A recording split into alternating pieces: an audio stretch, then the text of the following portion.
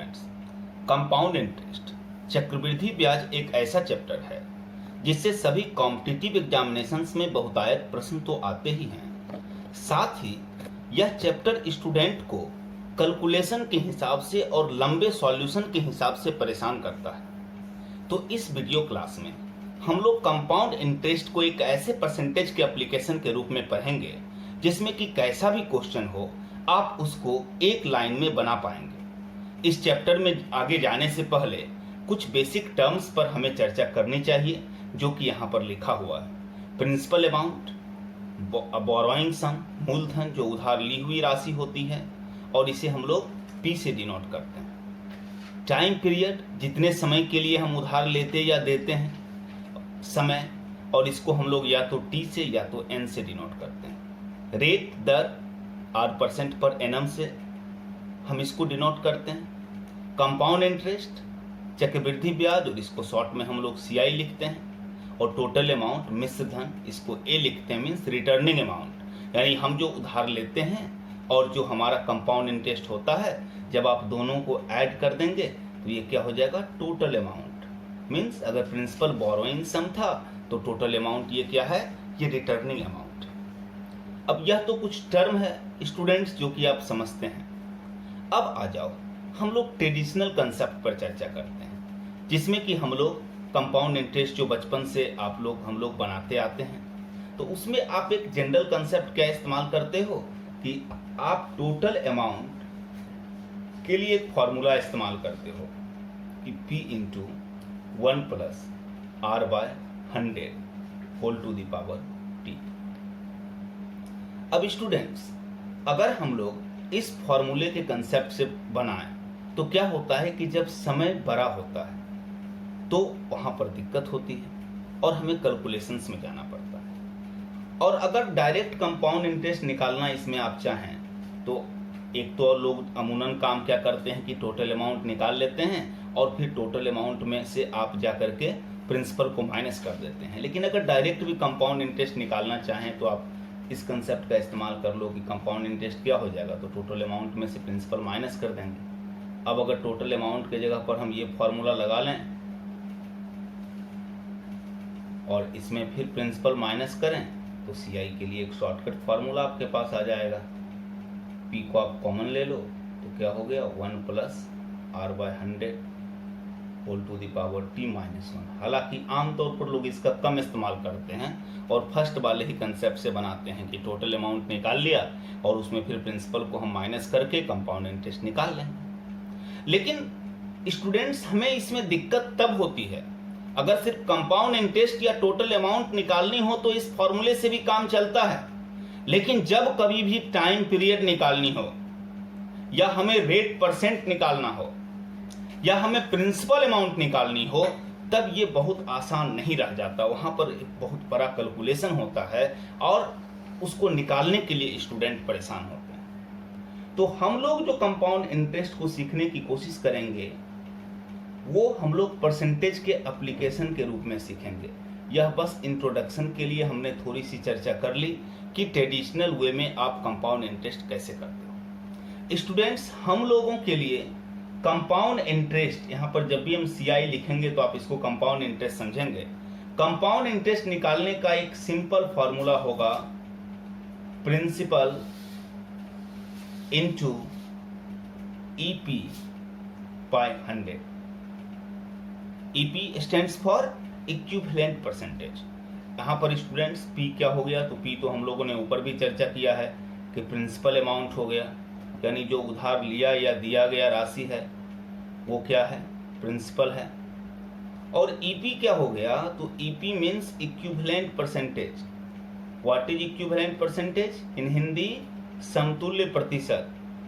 तो ये समतुल्य प्रतिशत क्या हुआ, इक्विवेलेंट परसेंटेज क्या हुआ, तो कहता है single percentage value instead of 2 और more than 2 successive percentage changes. 2 या 2 से अधिक सतत प्रतिशत बदलाव के लिए प्रयोग किया जाने वाला जो एकात्म प्रतिशत का मान है वह समतुल्य प्रतिशत होगा। कहने का तात्पर्य है स्टूडेंट कि जैसे कभी आप सुनते हैं कि एक आदमी है, उसके सैलरी को हम 20% बढ़ा दिए, फिर हम उसके सैलरी को 10% बढ़ा दिए, तो उसका टोटल सैलरी कितना बढ़ा? तो अगर किसी के सैलरी को हम 20% बढ़ा दें, फिर उसके बाद 10% बढ़ा दें, तो उसका सैलरी 30% बढ़ेगा? नहीं, 30% नहीं बढ़ेगा, ये गलत है। उसका सैलरी क्या होगा? तो अगर पहले 20% बढ़ा दिए तो इसका मतलब हुआ कि अगर 100 रुपया उसका सैलरी था तो हम बढ़ा करके 120 कर दिए। फिर 10% बढ़ाएंगे तो इसका मतलब होगा कि हम क्या करेंगे, फिर 120 का 10% 12 और बढ़ाएंगे तो 132 हो जाएगा। तो रियल में अगर एक बार हम 20% और फिर 10% बढ़ाएं तो रियल में उसका सैलरी कितना बढ़ा? 32% से बढ़ा। तो स्टूडेंट्स, हम यह बोलें कि उस आदमी के सैलरी को एक बार 20% बढ़ाए और फिर 10% बढ़ाए, यानी हम उसको 20% और 10% का दो सक्सेसिव इंक्रीज दिए, दो क्रमिक वृद्धि हमने उसे दिया, या हम ये कह दें कि हम उसके सैलरी को 32% बढ़ाए, तो एक ही बात होगा, वह समान वैल्यू प्राप्त करेगा। Means 32% is a single percentage value instead of two successive percentage increase of 20% and 10%। क्या हुआ कि 20% और 10% का दो सतत प्रतिशत बदलाव करें, उससे अच्छा है कि 32% का एक कर दीजिए। तो ईपी का मतलब यही हुआ स्टूडेंट्स कि अगर दो या दो से अधिक कंसेक्यूटिव परसेंटेज चेंज है तो उसके बदले हम क्या करें, एक सिंगल परसेंटेज वैल्यू निकाल लें। तो इसके लिए यहाँ क्या करते हैं, ये 32 डायरेक्ट कैसे आए, तो एक फॉर्मूला मैथ्स में इस्तेमाल करते हैं। परसेंटेज चैप्टर की वीडियो में आप इसको डिटेल से देखेंगे, यहाँ पर थोड़ी सी चर्चा इसकी कर रहे हैं। तो x plus y plus x y by 100, ये कंसेप्ट अगर लगा लें तो क्या हो जाएगा, 20 प्लस 10 प्लस 20 इंटू 10 बाय 100। तो इसको अगर आप सॉल्व करेंगे तो 32% हो जाएगा। तो ये स्टूडेंट्स फॉर्मूला हो गया क्या, कि दो सक्सेसिव परसेंटेज रहे तो उसका ईपी निकालने से। तो आगे चल करके हम लोग चर्चा करेंगे कंपाउंड इंटरेस्ट में ईपी हम कैसे निकालेंगे, लेकिन अभी हमको बस फॉर्मूला ये समझना है। तो अगर कंपाउंड इंटरेस्ट के बराबर कभी भी क्वेश्चन आएगा तो हम इसको बनाने के लिए क्या करेंगे, हम फॉर्मूला इस्तेमाल करेंगे, प्रिंसिपल इंटू ईपी बाय 100। आप बिल्कुल कंफर्टेबल हो जाएंगे कि एग्जाम्पल देखने के साथ ही थोड़ा सा और हम लोग थ्योरेटिकली काम करते हैं और फिर एग्जाम्पल से इसको डिटेल में समझेंगे। इसी तरह से स्टूडेंट्स, कभी अगर प्रिंसिपल अमाउंट निकालनी हो तो हम इसी फॉर्मूले को थोड़ा सा चेंज कर लेंगे, 100 उधर चला जाएगा तो CI इंटू 100 और बाय ईपी हो जाएगा। अगर कभी हमें स्टूडेंट्स टाइम या रेट निकालना होगा, तो टाइम और रेट जब भी निकालना होना कि आपको अगर टाइम चाहिए या आपको रेट चाहिए, दोनों ही चीज के लिए आप क्या करो कि आप ईपी कैलकुलेट करिएगा। और ईपी कैसे निकलेगा, तो इसी फार्मूले को हम लोग कर देंगे। क्या करेंगे, अगर हमको ईपी बराबर चाहिए तो CI इंटू 100 और अगर बाय प्रिंसिपल कर देंगे तो फार्मूला में ईपी खुद दूसरी तरफ चला जाएगा। तो स्टूडेंट्स, ये तीन बेसिक फार्मूले लेकर के हम लोग इस चैप्टर में चलेंगे। एक ही फार्मूला है, बाकी तो दो उसी का रिप्लेसमेंट है। तो CI equal to principal into EP by 100। अब ईपी को सिर्फ निकालने के लिए समझो कि जब टाइम रहेगा, जैसे 2 साल का अगर कंपाउंड इंटरेस्ट का क्वेश्चन है, तो यह तो बिल्कुल वैसा ही हुआ ना, जैसे कि अगर आप कह रहे हो कि 10% से हम क्या करते हैं, इंटरेस्ट लेते हैं। तो कंपाउंड इंटरेस्ट में क्या होता है, कंपाउंड इंटरेस्ट में जो इंटरेस्ट है वो अगर कंपाउंडेड एनुअली है तो हर साल के अंत में हम इंटरेस्ट को प्रिंसिपल में जोड़ देते हैं और अगले साल का जो कैलकुलेशन है वो किस पर करते हैं, वो करेंट बैलेंस पर करते हैं। कंपाउंड इंटरेस्ट की ये खासियत, दो खासियत होती है। एक तो it is always calculated on the basis of current balance. अगर आपने किसी को 1000 रुपया 10% पर उधार दिया तो पहले साल का आपका इंटरेस्ट क्या हो जाएगा, तो 1000 का 10% से आप निकालेंगे 100 रुपीज। लेकिन जैसे ही आप दूसरे साल का इंटरेस्ट निकालने के लिए जाएंगे तो आप फिर 1000 का 10% नहीं करेंगे, आप करेंगे कि हमने 1000 आपको दिया और हमारा 100 रुपीज इंटरेस्ट वाला भी आपके पास जमा हो गया, तो हमारा टोटल आपके पास कितना है, 1100 है। तो अब 1100 का 10% यानी आप हमको इस बार क्या करो, तो 110 रुपीज का इंटरेस्ट दो। तो स्टूडेंट्स, ये क्या होता है कि बिल्कुल इसी तरह का बात हो गया कि जो भी एग्जाम्पल हम लोगों ने लिया कि 20% और 10% का दो सैलरी इंक्रीज किया, तो इसका मतलब पहली बार क्या हुआ, पहली बार उसका 100 से बढ़ के 120 हुआ और दूसरे बार 120 का 10% बढ़ा। तो उसी तरह से हम पहले साल में जो कंपाउंड इंटरेस्ट में इंटरेस्ट निकाले तो प्रिंसिपल के बेसिस पर निकाले, और दूसरे साल में जब हमने निकाला तो हमने किस पर निकाला, हम प्रिंसिपल और प्लस पहले साल के इंटरेस्ट पर निकाल रहे हैं। फिर जब तीसरे साल का निकालेंगे तो किस पर निकालेंगे, तो प्रिंसिपल प्लस पहले 2 साल के इंटरेस्ट पर निकालेंगे, यानी करेंट बैलेंस पे काम करेगा। तो हम इस फॉर्मूले का इसका मतलब इस्तेमाल भी कर सकते हैं। अब कंपाउंड इंटरेस्ट में एक बात क्या होगी कि यह जो फॉर्मूला है x plus y plus x y by 100, तो यहाँ तो अलग अलग था, एक बार 20% था, एक बार 10% था। इसमें तो नॉर्मली हमको रेट सेम रहता है, चाहे फर्स्ट ईयर के लिए सेकेंड ईयर के लिए कॉमन रेट लिखा रहता है।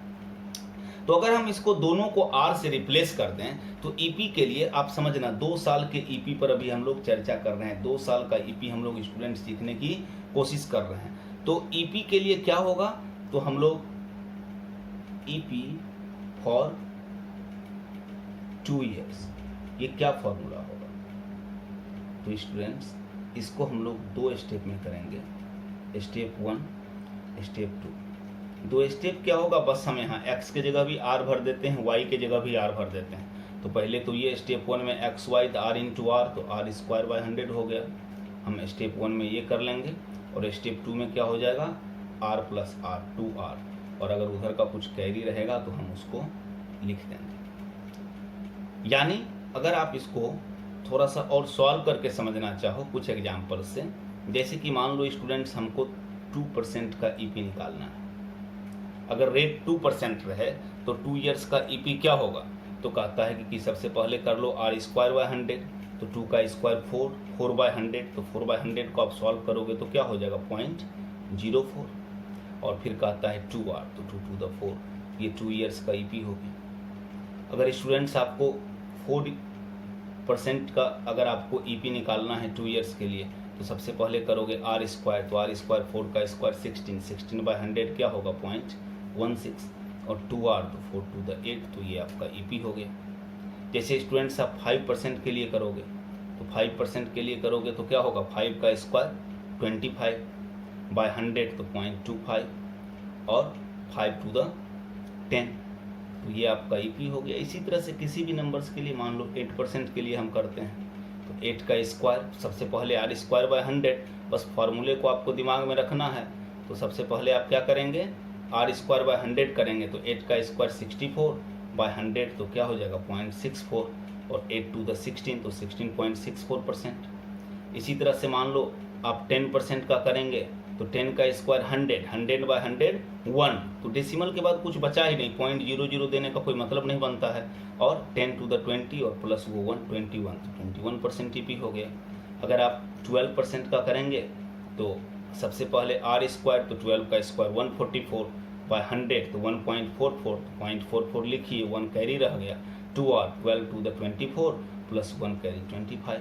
तो ये स्टूडेंट्स तरीका हो गया ईपी निकालने का, कि अगर 2 ईयर्स का क्वेश्चन रहेगा और आपको रेट पता है तो आप इस फार्मूले से उसका ईपी निकाल दो। अब एक बार जैसे ही आपने ईपी निकाल लिया तो देखो क्वेश्चन कितना सिंपल हो जाता है। चाहे कुछ भी पूछे, चाहे कंपाउंड इंटरेस्ट पूछे, चाहे टोटल अमाउंट पूछे, चाहे प्रिंसिपल अमाउंट पूछे, टाइम पीरियड पूछे, या फिर रेट पूछे, हर किसी को आप बहुत ही आसानी से निकाल सकते हो। जैसे स्टूडेंट्स एक एग्जाम्पल लेते हैं, जैसे मान लो एक क्वेश्चन है हमारे पास, एक क्वेश्चन नंबर 1 हम लोग यहाँ से लेते हैं। मान लो प्रिंसिपल है 64,000, एक कंपाउंड इंटरेस्ट का हम लोग क्वेश्चन ले रहे हैं। प्रिंसिपल कितना है 64,000, और मान लो रेट है 5% पर एम, टाइम है 2 ईयर्स, और आपको कंपाउंड इंटरेस्ट निकालनी है। कंपाउंड इंटरेस्ट क्वेश्चन में पूछा जा रहा है।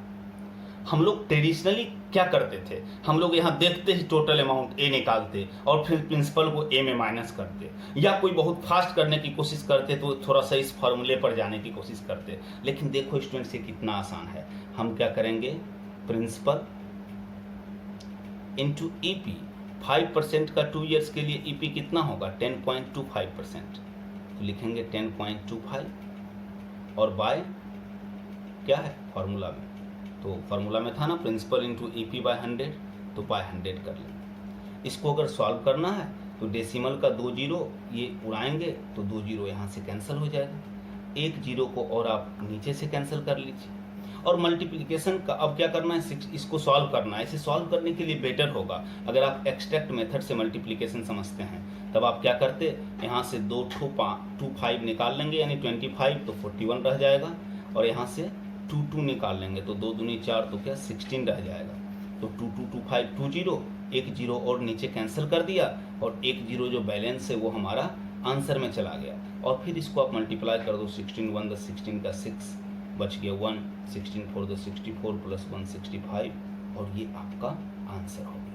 तो स्टूडेंट्स देखा आपने कि अगर सिर्फ आप इस कंसेप्ट को समझ लो तो कितना सिंपली हम लोग बना सकते हैं। हम सिर्फ करेंगे प्रिंसिपल इंटू ईपी बाय 100। और एग्जाम्पल देखिए, अगर जरूरी नहीं है कि हमेशा कंपाउंड इंटरेस्ट ही पूछे, अगर मान लो टोटल अमाउंट पूछ दिया तब हम क्या करेंगे। तो एक एग्जाम्पल हम लोग लेते हैं टोटल अमाउंट को समझने के लिए। तो जैसे मान लो स्टूडेंट्स, एक बार फिर से हम एक क्वेश्चन लेते हैं कि मान लो प्रिंसिपल है 75,000, मान लो रेट परसेंट है, रेट आपको दे दिया 8% पर एनम। इसी तरह से आपको टाइम तो 2 इयर्स के लिए भी सीख रहे हैं, तो मान लो 2 इयर्स दिया हुआ है, और क्वेश्चन में टोटल अमाउंट पूछ बैठा। क्वेश्चन में क्या पूछ रहा है कि टोटल अमाउंट क्या होगा। अब स्टूडेंट्स टोटल अमाउंट्स के लिए हम क्या करेंगे, तो हमने क्या सीखा है, total amount means returning amount, यानी principal plus compound interest. Students एक चीज हमेशा मानना है कि ओरिजिनल वैल्यू, परसेंटेज चैप्टर का एक कंसेप्ट है कि original value is always equal to 100%। जो बेस प्राइस होता है या जो बेस वैल्यू होता है वो हमेशा 100% होता है। तो प्रिंसिपल अमाउंट को अगर हम ओरिजिनल वैल्यू माने, चूंकि हम तो उधार लेते या देते वही हैं, तो वो 100% होगा। और तो हमेशा क्या करेंगे हम लोग, टोटल अमाउंट हमारा क्या हो जाएगा, तो प्रिंसिपल 100% और सीआई क्या होगा, तो जो परसेंटेज में सोचेंगे तो जो ईपी होगा वो होगा, तो कंपाउंड इंटरेस्ट क्या हो जाएगा 100 प्लस ईपी परसेंट।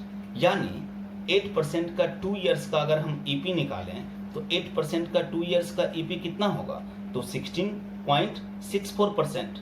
और ओरिजिनल वैल्यू 100 है, तो हम इसको ऐसे लिख सकते हैं कि ये परसेंटेज में क्या हो जाएगा, 100 प्लस 16.64% हो जाएगा, या हम इसको कह सकते हैं कि ये क्या हो जाएगा 116.64% हो जाएगा। तो ये हो गया अब टोटल अमाउंट। यानी हम ये कहना चाह रहे हैं कि अगर आपको टोटल अमाउंट निकालनी है तो आप सीधा कर दो क्या, कि principal into 100 plus EP. 100 plus EP इसलिए कि 100 प्रिंसिपल अमाउंट और ईपी इंटरेस्ट, तो principal plus interest it's total amount, और आप इसको सॉल्व कर लो। स्टूडेंट्स मैं बार बार कहता हूं, अगर इस तरह का केस हो तो एक्सट्रैक्ट मेथड मल्टीप्लिकेशन आपको बहुत सपोर्ट देता है। अगर आप एक्सट्रैक्ट मेथड मल्टीप्लिकेशन के एक्सपर्ट हो तो ये परिस्थिति आपको काफ़ी सपोर्ट करती है। अगर आपको नहीं आता है तो इस वीडियो के डिस्क्रिप्शन में एक्सट्रैक्ट मेथड का मल्टीप्लिकेशन का जो लिंक है वो मैं डालूंगा, आप उसको एक बार देख लीजिएगा। यह बहुत टाइम बचाने में सहूलियत देता है। खैर फिलहाल दशमलव के बाद 2 अंक है, आप मल्टीप्लिकेशन पर फोकस करो। तो दशमलव का 2 अंक, 2 जीरो कैंसिल, 1 जीरो को आप यहाँ से कैंसिल कर लो। अब फिर मैं बात करूँगा एक्सट्रैक्ट मेथड लगाने की, तो यहाँ से 2 5 निकाल लो, 3 बच गया। यहाँ से 2 2 निकाल लो, तो अगर आप 2 2 निकालोगे तो क्या होगा, तो 4 2 द 8 हो गया, तो 36, तो क्या होगा 4 9 द 36। फिर एक बार में आपका 4 लगेगा और फिर 4 6 का 24। तो 2 5 और 2 2 2 जीरो बनाया, 1 जीरो हमारा बैलेंस हो गया, कैंसिल हो गया, और 1 जीरो बैलेंस बच गया। और फिर आप इसको मल्टीप्लाई कर लो, 16 3 द 48 और 29 3 द 87, और ये आपका आंसर हो गया। तो स्टूडेंट्स हम क्या करेंगे, तो हम सिंपल, ये सब तो बस आपको एक्सप्लेनेशन के लिए, आप तो एग्जामिनेशन में सिर्फ ये करो। हमने जैसे ही देखा टोटल अमाउंट निकालनी है, हम समझ गए अच्छा ओरिजिनल वैल्यू प्रिंसिपल तो 100% होता है, कंपाउंड इंटरेस्ट यहाँ पर कितना हो रहा है, तो कंपाउंड इंटरेस्ट यहाँ पर 8% है और 2 साल का ईपी है, तो 8% का 2 इयर्स का ईपी 16.64% हो रहा है। तो आपको उसको ऐड कर लेना है और सीधा प्रिंसिपल इनटू जो भी परसेंटेज है टोटल अमाउंट के लिए बाय 100, और ये आपका हो गया। तो स्टूडेंट्स ये तो हो गया कि अगर कभी भी आपको टोटल अमाउंट निकालनी है तब आप क्या करेंगे। अब हो सकता है कि प्रश्न और भी आगे बढ़े, हम लोग टोटल अमाउंट क्यों, इसके बाद पर बात करते हैं। कभी क्वेश्चन में ऐसा हो सकता है स्टूडेंट्स कि आपको प्रिंसिपल ही पूछते, जैसे तीसरा क्वेश्चन लेते हैं जिसमें कि हम लोग प्रिंसिपल निकालने के लिए सीखने की कोशिश करते हैं। जैसे मान लो स्टूडेंट्स क्वेश्चन में ये दिया हुआ है कि जो कंपाउंड इंटरेस्ट है वो कंपाउंड इंटरेस्ट है आपका 9028.80 और मान लो रेट आपका है 9% पर एनम, टाइम आपका है 2 years। तो अब आपको इस क्वेश्चन में प्रिंसिपल पूछ रहा है, तो स्टूडेंट्स प्रिंसिपल के लिए हम लोगों ने फॉर्मूला सीखा था ना, जहां पर हम लोगों ने ये सीखा था कि CI equal to principal into EP/100। वहां पर हम लोगों ने यह भी सीखा था कि प्रिंसिपल के बराबर फॉर्मूला क्या होगा, तो हम लोगों ने सीखा था कि CI इंटू 100/EP। इस फॉर्मूला से हम लोग प्रिंसिपल निकाल सकते हैं। तो हम लोग इसी फॉर्मूले से ट्राई करते हैं। तो क्या हो जाएगा, CI हमारा है 9028.80 इंटू 100 और 9% का अगर EP निकालना चाहेंगे तो फॉर्मूला क्या था 2R + R² 100। तो स्टूडेंट्स क्या हो जाएगा R² तो 9 का स्क्वायर 81 और डेसिमल देंगे 2R 18 तो 18.81। अब आप इसको सॉल्व कर लो। तो सबसे पहले तो डेसिमल का 2 प्लेस है, 2 प्लेस आप इसको कैंसिल कर लो और आप जब इसका पूरा सॉल्यूशन करोगे तो ये आपका वैल्यू ये इसको 480 टाइम्स में काट देगा। अगर आप डिवीजन एल्गोरिथम ट्रिक को लगाओगे तो ये क्या हो जाएगा, एक 480 काटा और 2 जीरो है तो 48,000। तो 48,000 आपका प्रिंसिपल अमाउंट हो गया। तो कैसा भी क्वेश्चन रहे, अब आप सोचो पुराने वाले कंसेप्ट पे अगर आप इसको बनाओगे तो आपको प्रिंसिपल के लिए इक्वेशन में जाना पड़ता था, लेकिन यहाँ पर आप इसको भी एक लाइन में जितना आसान कंपाउंड इंटरेस्ट निकालना है उतना ही आसान प्रिंसिपल निकालना है। और सबसे बड़ी बात स्टूडेंट कि चलो प्रिंसिपल तक तो लोग निकाल लेता था, अगर कंपाउंड इंटरेस्ट निकालनी हो या टोटल अमाउंट निकालना हो या प्रिंसिपल निकालना हो तो वो फॉर्मूले में भी मिला जुला करके काम चल जाता था। थोड़ा लंबा होता था लेकिन फिर भी बन जाता था। लेकिन मूल समस्या तो ये होती है कि जब कभी भी आपको टाइम पीरियड निकालनी होती है या रेट ऑफ इंटरेस्ट निकालना होता है तब वो फॉर्मूला में आपको बिल्कुल ही एक्सपोनेंशियल इक्वेशन में जाना पड़ता था, जो कि काफ़ी टाइम टेकिंग भी था और बहुत स्टूडेंट से तो वो बनता भी नहीं था, वो बहुत प्रॉब्लम्स होता था। लेकिन देखो टाइम या रेट निकालना तो और भी आसान है। जैसे एक एग्जांपल और लेते हैं, जैसे मान लो प्रिंसिपल इक्वल टू हमने लिया ₹60,000, टाइम 2 years के लिए अभी हम लोग सीख रहे हैं, अभी 2 साल का ही फॉर्मूला सीखे 2 years से। और मान लो कंपाउंड इंटरेस्ट भी दिया हुआ है, कंपाउंड इंटरेस्ट दिया हुआ है ₹15,264 और हमें क्या निकालना है, तो हमें रेट परसेंट निकालना है। तो स्टूडेंट्स हम लोगों ने क्या सीखा था थ्योरी में कि जब कभी भी रेट और टाइम का चर्चा करेगा तो हम क्या निकालेंगे, EP निकालेंगे। रेट पूछेगा या टाइम पूछेगा तो क्या निकालेंगे, EP निकालेंगे। और EP के लिए हम लोगों ने क्या कैलकुलेट किया था कि CI इंटू 100/प्रिंसिपल। EP के लिए हमारा कैलकुलेशन था CI इंटू 100/प्रिंसिपल। तो हम सबसे पहले यहाँ EP निकालने की कोशिश करेंगे। तो हमारा EP क्या हो जाएगा, तो EP हो जाएगा हमारा CI है 15264 इंटू 100 और बाय प्रिंसिपल कितना है 60,000। तो हम लोग इसको अगर 2 जीरो यहाँ से कैंसिल हो गए और हम इसको अगर सॉल्व करें स्टूडेंट 6 से आप कर लो सिंपली, 6 से सॉल्व करेंगे तो नीचे 100 रह जाएगा और यहाँ अगर आप 6 से सॉल्व करोगे तो क्या हो जाएगा 6 to the 12 32 6 5 the 30 फिर 6 4 the 24 फिर 2 6 4 the 24 बाय 100 है तो ये फाइनली हो जाएगा 25.44। अब देखो स्टूडेंट्स ये क्या है कि आप डेसिमल के बाद भूल जाओ कि डेसिमल के बाद क्या है, और डेसिमल के पहले जो डाटा है EP का उसको आप अगर टाइम से डिवाइड कर दोगे तो रेट आ जाएगा। हमको सिर्फ इंटीजर्स देखना है, इंटीजर्स के बाद जो डेसिमल आएगा डिवीजन के बाद में नहीं देखना है। जैसे 2 को आप 25 को आप 2 से डिवाइड करोगे तो 12.5 होगा, 12 पॉइंट के बाद हमको नहीं मतलब है, यानी हमारा रेट यहाँ पर क्या हो जाएगा, हमारा रेट यहाँ पर हो जाएगा 12%। बस क्या करोगे आप EP निकालो, डेसिमल के बाद क्या है भूल जाओ, इससे कोई लेना देना नहीं है। डेसिमल के पहले जो है उसको टाइम से डिवाइड करोगे तो रेट निकल जाएगा, और रेट से डिवाइड करोगे तो टाइम निकल जाएगा। और याद रखना जो भागफल होगा, जो कोसेंट होगा, हम उसका सिर्फ इंटीजर्स ही लेंगे, हमको डेसिमल से कोई लेना देना नहीं है। तो बहुत आसान है ये। सिर्फ स्टूडेंट्स ये ध्यान रखिएगा कि जहां से भी स्क्वायर का थर्ड डिजिट 1 से बड़ा होता है, जैसे 15 का स्क्वायर 225, 14 तक बहुत सिंपल है, डायरेक्ट ये काम करेगा। तो वहां से क्या होता है कि एक माइनस करके 2 से डिवाइड करते हैं। हम उसको भी एक अलग से वीडियो बना करके उस पर हम आपको डिटेल से समझा देंगे। फिलहाल ये बहुत आसान है कि डेसिमल के बाद क्या करो, इग्नोर करो, और जो डेसिमल के पहले है उसको क्या करो, आप 2 से डिवाइड कर दो। अगर टाइम 2 है तो टाइम से डिवाइड कर दो, टाइम से डिवाइड करोगे तो रेट आ जाएगा, रेट से डिवाइड करोगे तो टाइम आ जाएगा। एक और एग्जांपल लेते हैं। अगर कभी भी रेट की जगह पर टाइम पूछ दिया तब क्या करेंगे, जैसे एक हम लोग यहाँ से लास्ट वेराइटी इसका हो जाएगा। मान लो एक एग्जांपल लेते हैं कि एक और ले लो, मान लो प्रिंसिपल हमारा है 84,000 और इसमें कोई रेट डाल दो। मान लो रेट हमारा है 5% पर एनम और कंपाउंड इंटरेस्ट दिया हुआ है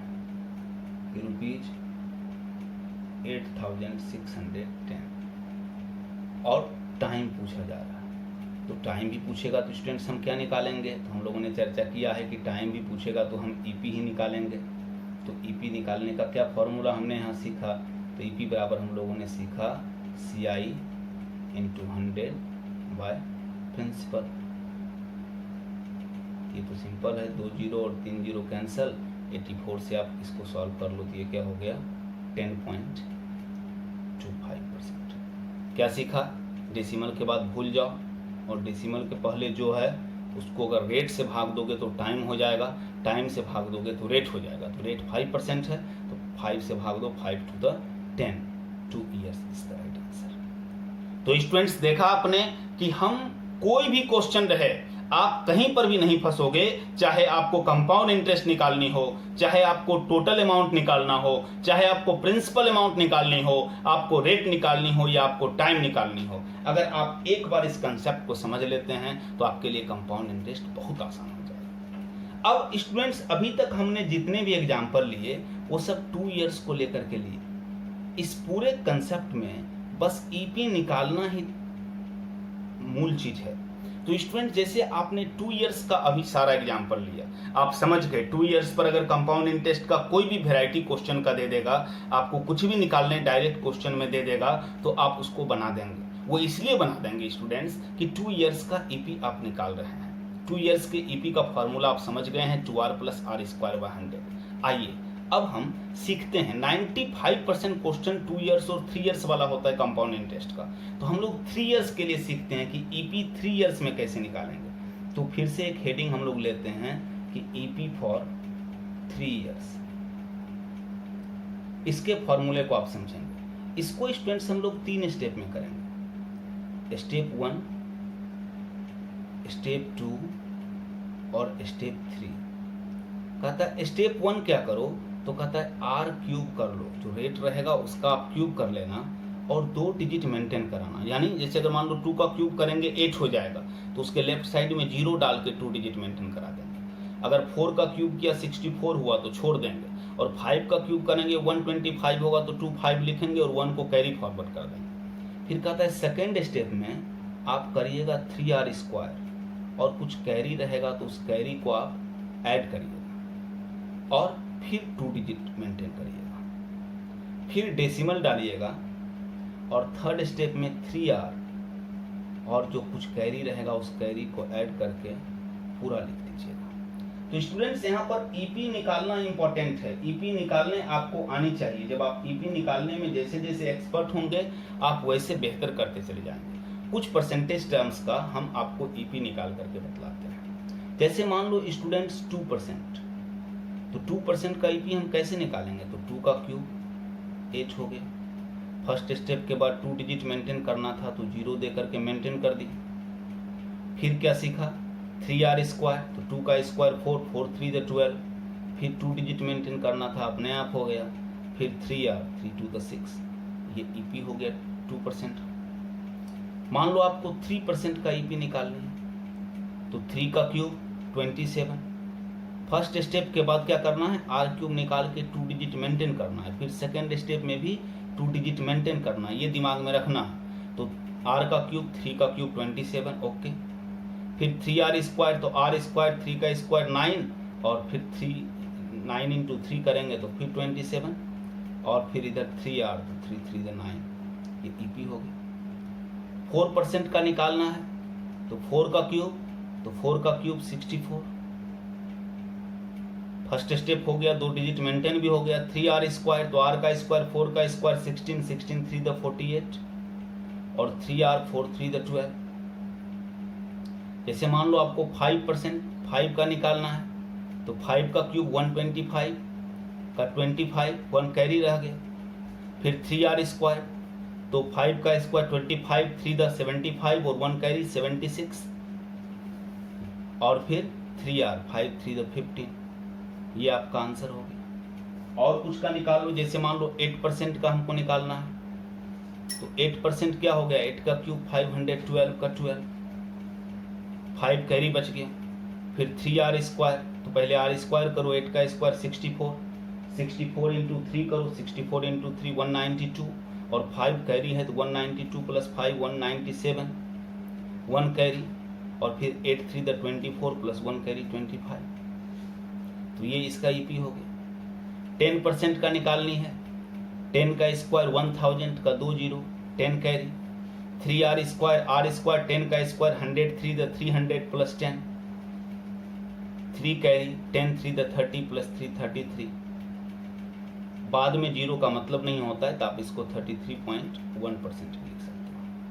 उसी तरह से एक और देख लो 11% का, तो 11 का क्यूब 1331, तो 31 लिखा, 13 कैरी रह गया। फिर 3r स्क्वायर, तो 11 का स्क्वायर 121 इंटू 3 363, 13 कैरी, 376 का 76, 3 कैरी, 11 3 द 33 प्लस 336। तो स्टूडेंट्स ये ईपी निकालना होगा। कंसेप्ट बदलेगा स्टूडेंट सिर्फ ईपी निकालने का ही, बाद बाकी कुछ भी नहीं बदलेगा, सारे फॉर्मूले वही रहेंगे। अगर आपको ईपी निकालने आ गया है तो आप इसका कोई भी क्वेश्चन बना सकते हो। बस फर्क क्या होगा कि जो ईपी 2 साल के लिए निकालते थे वो बस 3 साल के लिए निकालेंगे। हम एक एग्जाम्पल लेकर के देखते हैं। जैसे सपोज करो कि हमारा एक क्वेश्चन है कि एक छठा क्वेश्चन लेते हैं, ये 3 इयर्स के लिए होगा कि मान लो हमारा प्रिंसिपल इक्वल टू दे दिया कि 72,000 है,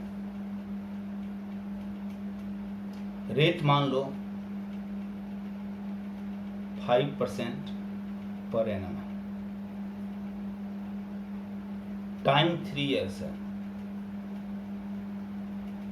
आपको कंपाउंड इंटरेस्ट निकालनी है। स्टूडेंट्स कुछ भी नहीं बदलेगा, सारा जो 5 एग्जाम्पल वहाँ लिए हैं सब उसी तरह से चलेगा। सिर्फ फर्क ये होगा कि वहाँ पर 2 साल के लिए ईपी का फॉर्मूला लगाते थे, यहाँ पर 3 साल वाला लगा देंगे। क्या हो जाएगा, सीआई निकालने के लिए क्या फॉर्मूला था, प्रिंसिपल इंटू ईपी बाय 100। 5% का आपने क्या निकाला है 15.7625, और बाय आप इसको क्या कर लो 100 कर लो। आप इसको फिर सॉल्व कर लो, क्या है डेसिमल का, यहाँ देखो 4 डिजिट है तो 3 डिजिट तो ये मेंटेन कर, 3 जीरो के साथ 3 डिजिट कैंसिल हो जाएगा, एक आपका बैलेंस बच जाएगा, वो आप नीचे ले आओ। और फिर से मैं कहूँगा कि आप क्या करो कि आप एक्सट्रैक्ट मेथड लगा लो। एक्सट्रैक्ट मेथड आप लगाओ, एक्सट्रैक्ट मेथड आप लगा लो। यहाँ पर 3 2 आ रहा है, 3 2 आप निकाल लोगे तो ये 9 बचेगा, और यहाँ पर आप 3 5 निकाल लो। 3 5 जब आप 125 से आप इसको डिवाइड करोगे तो ये 1261 हो जाएगा। 3 2 और 3 5 3 0 स्टूडेंट से कैंसिल हो गया, और आप इसको गुना करके लिख लो। जब आप इसको गुना करोगे तो ये क्या आ जाएगा 11 3 4 9, और ये आपका आंसर होगा। तो हमने क्या किया, कुछ भी नहीं, बस सिर्फ ईपी का निकालने का तरीका ही तो बदला। 2 इयर्स के लिए हम लोग 2 इयर्स का फॉर्मूला लगाते थे, 3 इयर्स के लिए 3 इयर्स का लगाएंगे, 4 इयर्स के लिए 4 इयर्स का लगाएंगे। 4 इयर्स का तो निकालना इजी होता है, उसके लिए कोई अलग से फॉर्मूला भी नहीं है। 2 इयर्स का निकाल लो, जो आंसर हो जाए उसका फिर से एक बार 2 इयर्स का निकाल दो तो 4 इयर्स का हो जाएगा। एक और एग्जाम्पल यहाँ पर लेते हैं स्टूडेंट्स। तो बस फर्क सिर्फ ये पड़ेगा कि जो 5 बेसिक कंसेप्ट आपको हमने 2 इयर्स के बेसिस पर समझाए, बस उसमें ईपी निकालने का तरीका बदलो, वो 3 इयर्स का हो गया, वो 4 इयर्स का हो गया, या जरूरत पड़ा तो आगे के लिए भी हम लोग उसको निकाल सकते हैं। एक और एग्जाम्पल लेकर के हम लोग इसको कंक्लूड करते हैं, इसके बेसिक कंसेप्ट को। जैसे मान लो एक 7th एग्जाम्पल हम लोग लेते हैं कि मान लो प्रिंसिपल, एक और केस लेते हैं कि मान लो प्रिंसिपल हमारा 80,000 है, मान लो रेट हमारा 10% पर एनम है और टाइम 3 इयर्स, और आपको टोटल अमाउंट निकालनी है। तो क्या सीखा था, टोटल अमाउंट बराबर के प्रिंसिपल 100% लेना है, और जो ईपी होगा वो कंपाउंड इंटरेस्ट का परसेंटेज हो गया। तो इसको आप क्या करोगे, 100 प्लस ईपी कंसेप्ट में ले लोगे कि इतना परसेंट हो जाएगा, और आप डायरेक्ट बना दोगे। तो आप इसको निकालने की कोशिश करो, टोटल अमाउंट क्या होगा हमारा। तो हमारा यहाँ टोटल अमाउंट क्या होगा, तो प्रिंसिपल हो गया 80,000, 10% का 3 इयर्स का ईपी है 33.1% और 100% बेसिक्स, तो क्या हो जाएगा 133.1 और बाय 100। डेसिमल का एक जीरो यहाँ कैंसिल करेगा, 2 जीरो यहाँ करेगा, और फिर आप इसको मल्टीप्लाई करके लिख देंगे। तो ये क्या हो जाएगा, ₹106480, और ये आंसर हो गया। तो कुछ भी नहीं बदलता स्टूडेंट्स। इसी तरह से तीसरा एग्जाम्पल जो यहाँ पर है हम लोग ले लेंगे, सिर्फ ईपी बदलेगा। ईपी जो वहाँ 2 इयर्स का फॉर्मूला लगाते थे, यहाँ 3 इयर्स का निकालेंगे।